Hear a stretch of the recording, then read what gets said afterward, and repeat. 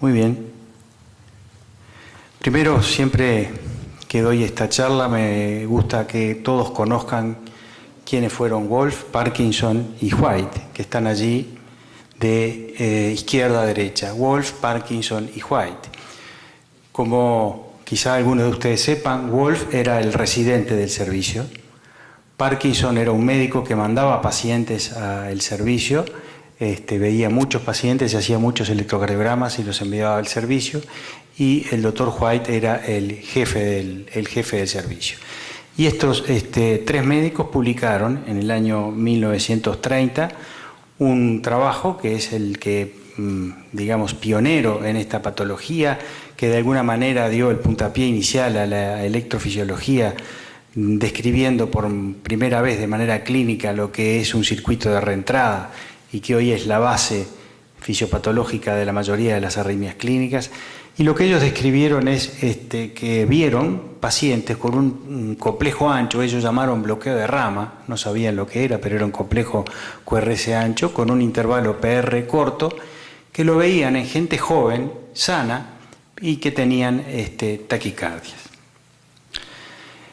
Esto es, años después, la investigación demostró que esto se debía a que había conexiones eléctricas, lo que hoy llamamos vías accesorias o conexiones accesorias, entre el músculo auricular y músculo ventricular.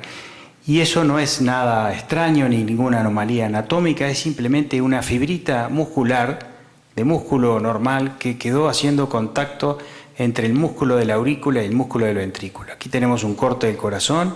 Este es miocardio ventricular, este es miocardio auricular, esta es una válvula, acá es la parte interna del corazón, este es el surco aurículo-ventricular con la grasa y los vasos, arterias y venas, y ustedes ven que hay una fibrita muscular que saltea el sostén fibrótico anatómico que actúa como aislante eléctrico entre el músculo de la aurícula y el músculo del ventrículo y pone en contacto el músculo auricular con el músculo ventricular, permitiendo que el impulso eléctrico pase también por allí y entonces deforma el electrocardiograma de la manera que estos autores describieron y favorece la presencia de arritmias. Es importante entonces que nosotros, mirando un electrocardiograma, sepamos interpretar lo que pasa en el sistema eléctrico del corazón para poder entonces actuar en consecuencia de una manera racional y lógica.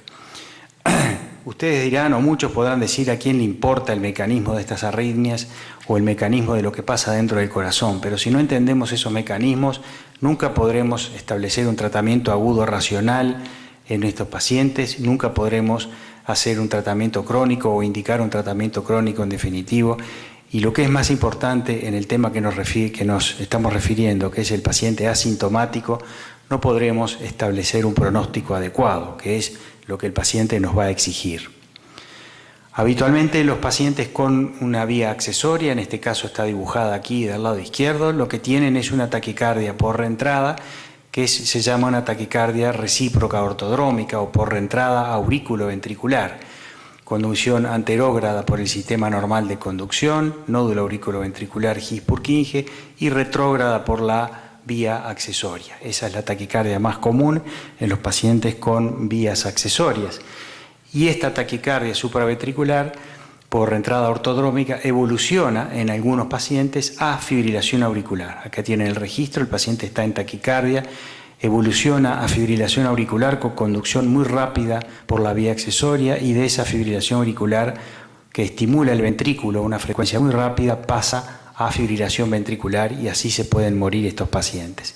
Es decir, el mecanismo de la muerte súbita de estos pacientes es taquicardia supraventricular por reentrada ortodrómica, fibrilación auricular, fibrilación ventricular. Ese es el camino por el cual se mueren o pueden llegar a la muerte estos pacientes. De tal manera que cuando vemos una arritmia rápida, de complejo ancho e irregular, lo primero que tenemos que pensar es que se trata de una fibrilación auricular en un paciente con preexcitación. Porque si nosotros pensamos eso y nos equivocamos, nos vamos a equivocar nosotros, pero el paciente va a sobrevivir. Sin embargo, si pensamos que se trata de una fibrilación auricular con aberrancia en la conducción y el paciente tiene una vía accesoria y lo tratamos en consecuencia, nos vamos a equivocar nosotros, pero es posible que el paciente se muera. De tal manera que es útil recordar la cifra en inglés FBI, que todos conocemos, y que quiere decir fast, broad e irregular. Cada vez que vemos algo que es rápido, ancho e irregular, tenemos que pensar que se trata de una fibrilación auricular preexcitada y tratarla como tal. Si nos equivocamos, los equivocados vamos a ser nosotros, el paciente sobrevivirá. De otra manera será exactamente al revés. En el síndrome de Wolff-Parkinson-White en general, los objetivos del manejo clínico son básicamente dos: prevenir la muerte súbita, para lo cual debemos estratificar el riesgo, y controlar los síntomas, para lo cual debemos definir una conducta terapéutica. En el Wolff asintomático, nuestro único objetivo es estratificar el riesgo de muerte súbita de ese paciente. Es lo que el paciente nos va a exigir y es al paciente al cual le tenemos que dar una respuesta. No tiene síntomas. El paciente vino a la consulta porque le encontraron un electrocardiograma que tiene preexcitación. Síntomas no tiene, no tenemos nada que hacer con él al respecto, pero sí le tenemos que dar una respuesta en cuanto a cuáles son sus chances de tener un episodio de muerte súbita. Y repasemos algunos números y conceptos que hoy se saben alrededor acerca de la muerte súbita en los pacientes con Wolff.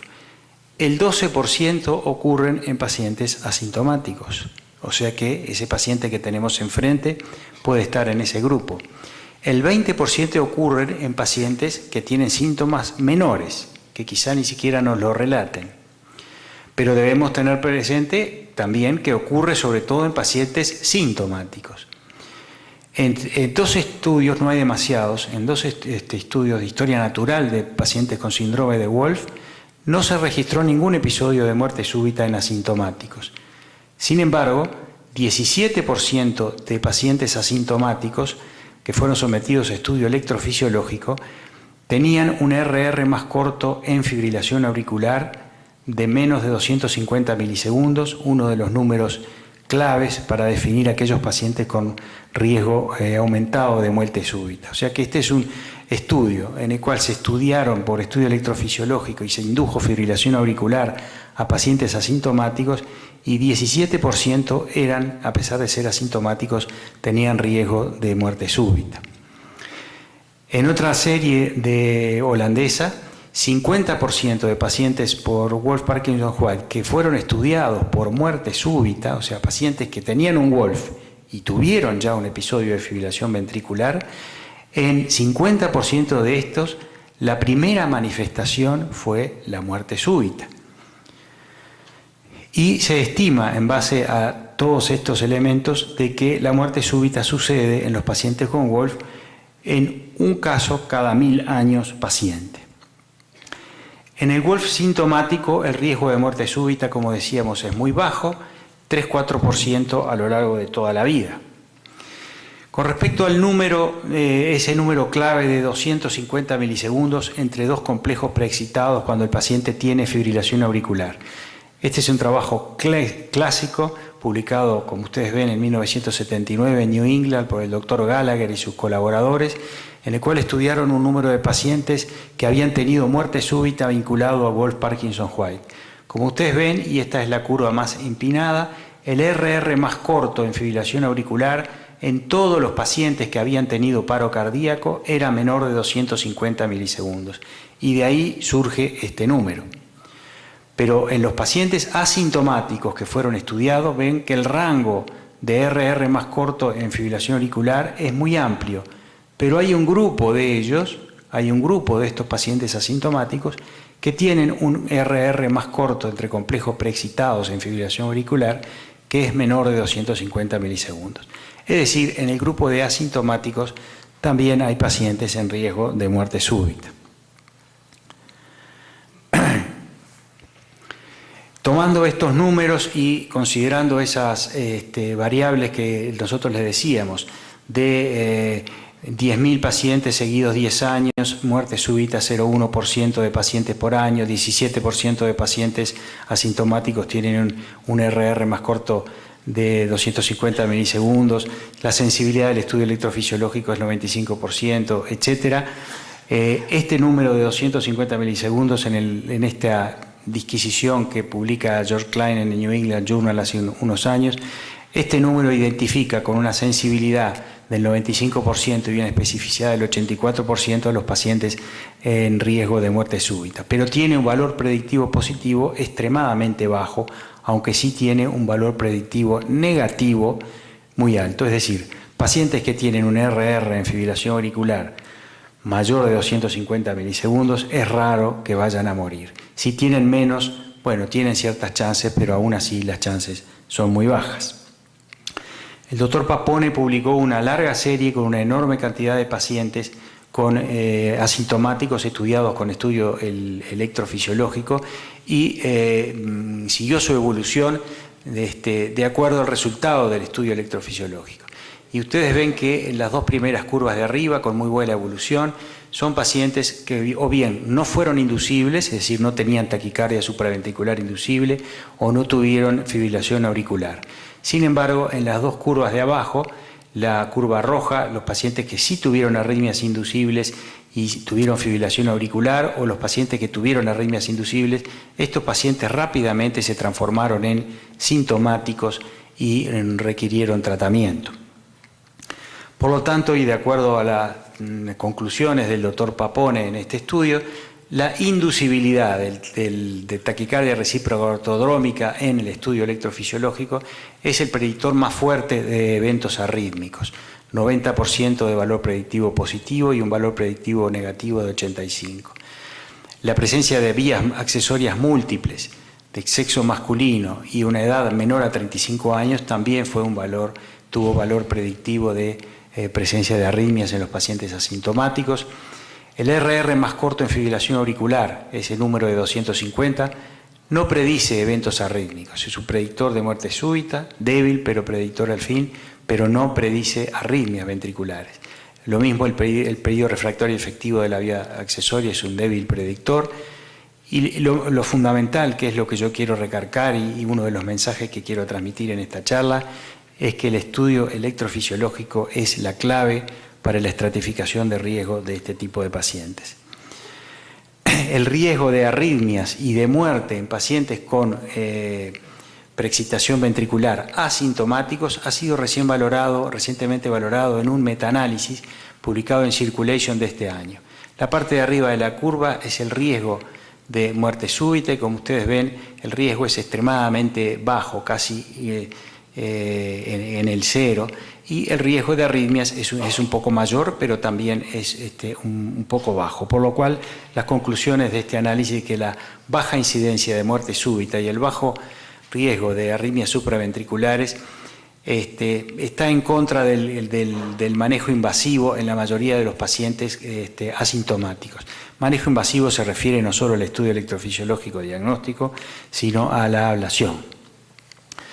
Y les voy a transmitir ahora lo que es el algoritmo clínico que personalmente sigo y he desarrollado para el estudio y seguimiento de estos pacientes, que lo divido en 5 puntos que deben guiar la conducta clínica.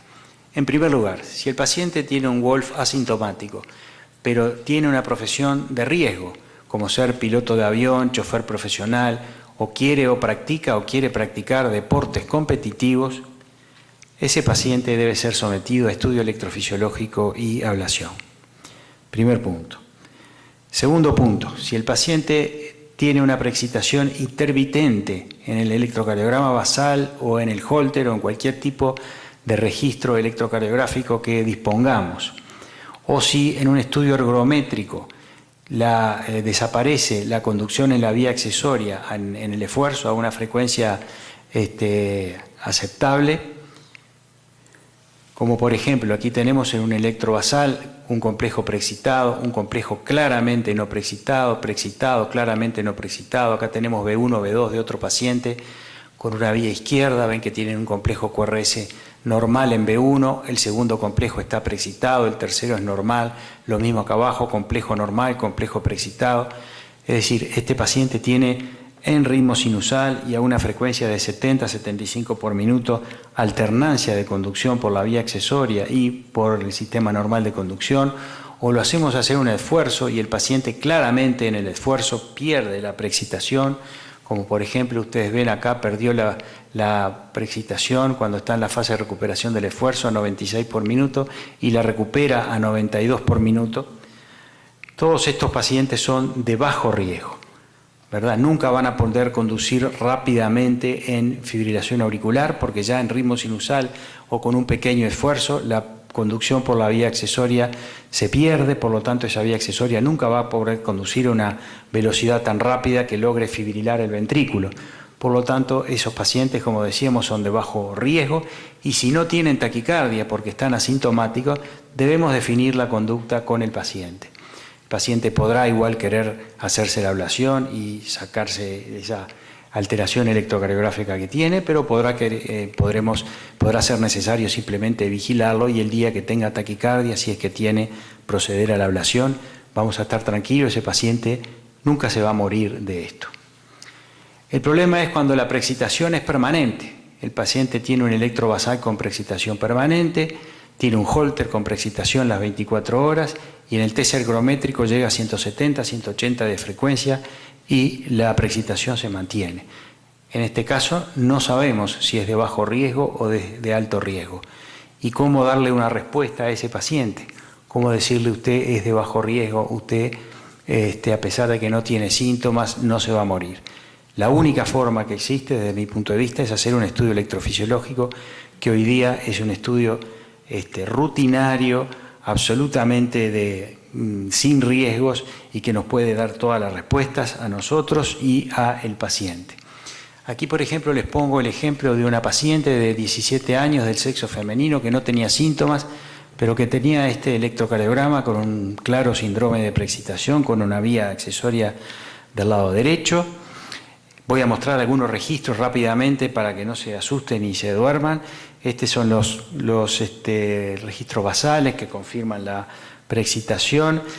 Esto demuestra que estimulando desde el ventrículo, aquí estamos estimulando desde el ventrículo, la vía accesoria no conduce hacia la aurícula, es decir, la paciente no va a poder nunca tener taquicardia supraventricular porque la vía accesoria conduce solo para adelante, por eso estaba asintomática y no tenía taquicardias. El periodo refractario de la vía accesoria es muy prolongado, 340. La conducción anterógrada por la vía accesoria también es muy prolongada, 400 milisegundos, 150 milisegundos. Se induce fibrilación auricular, el RR más corto es de 400 milisegundos, o sea que es extremadamente bajo el riesgo, y se le da una pequeña dosis de procainamida y desaparece la preexcitación, normaliza el QRS. Es decir, es una paciente que tiene una vía accesoria que conduce en forma anterógrada, pero que es de bajo riesgo, tiene todos los criterios de bajo riesgo y que no conduce para atrás, o sea que nunca va a tener taquicardia. No tiene ninguna indicación de hacerse la ablación, solamente por razones cosméticas del electrocardiograma. En este caso, tratándose de una joven de 17 años, se consultó con los padres decidieron no realizar la ablación y la paciente hasta el día de hoy está totalmente asintomática sin haberse hecho ningún tratamiento específico. Es decir, en este grupo de pacientes puede considerarse la ablación o no, considerando las propiedades de la vía accesoria que van a surgir del estudio electrofisiológico, los deseos del paciente, la ubicación de la vía accesoria, si la vía accesoria está muy cerca o no del sistema normal de conducción, si tiene arritmias o no tiene arritmias, obviamente si se inducen arritmias supraventriculares es una indicación de hacer ablación o algunas situaciones especiales que siempre suceden. Aquí tenemos otro registro de un paciente joven de 26 años que estaba asintomático. Sin embargo, en el estudio electrofisiológico se inducían episodios no sostenidos de taquicardia supraventricular. Aquí ustedes ven a la salida del episodio de taquicardia supraventricular, un primer complejo claramente preexcitado y los siguientes complejos en ritmo sinusal y sin preexcitación. En este caso, al inducirse taquicardia supraventricular, aunque fuera no sostenida, se realizó la ablación. Y esta es una paciente, si ustedes quieren, de alguna manera parecida a la anterior, que tenía una vía accesoria izquierda, pero que tenía todos criterios de bajo riesgo, que no los voy a aburrir con los registros.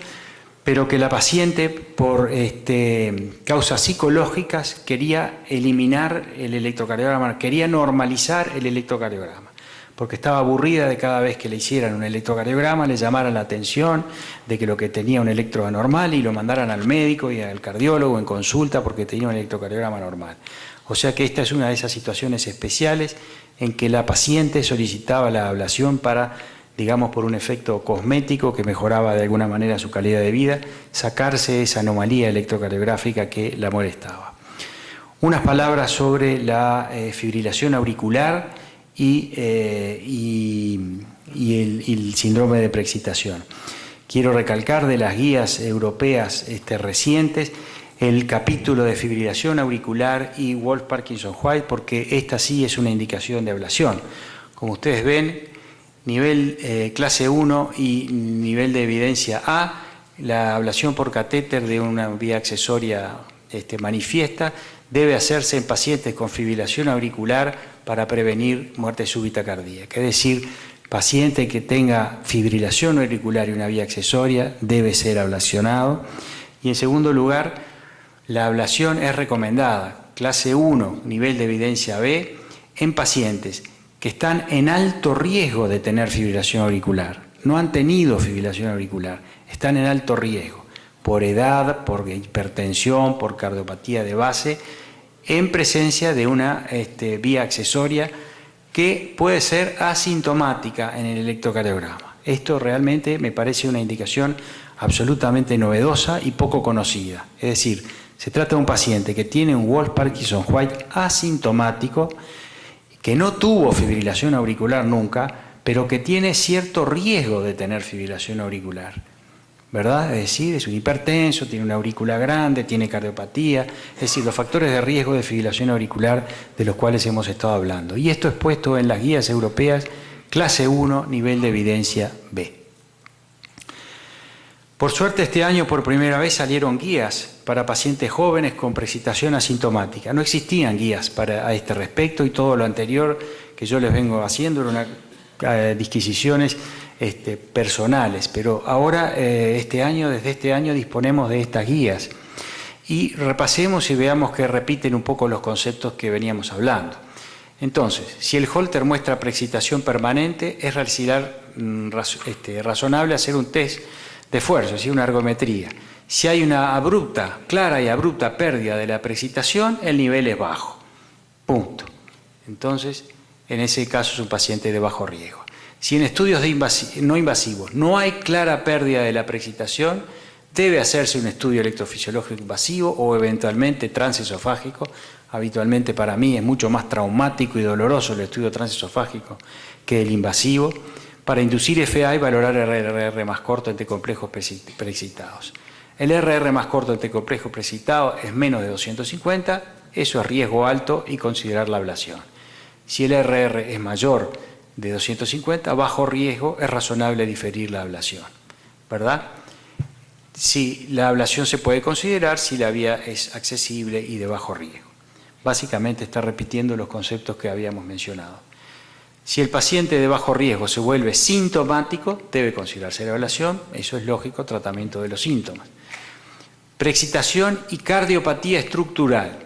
Considerar ablación independientemente de las características de la vía.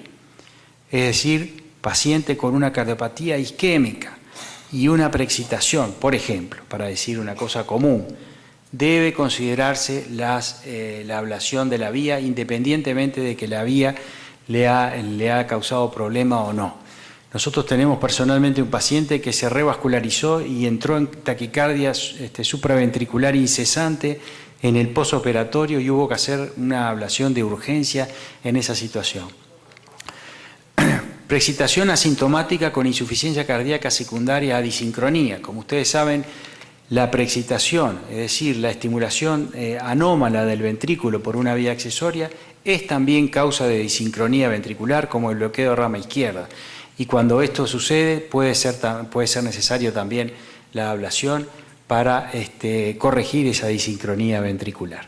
Y el último punto es sobre todo para pacientes de Estados Unidos, donde las medicaciones para déficit atencional se utilizan casi como los caramelos. Y este algoritmo resume lo que veníamos diciendo entonces. Electrovasal, si la precipitación es intermitente, simplemente seguimiento en la clínica cardiológica, bajo riesgo. Estamos hablando del asintomático. Si la precipitación es persistente, hacer una ergometría. Si hay clara pérdida de precipitación en la ergometría, seguimiento.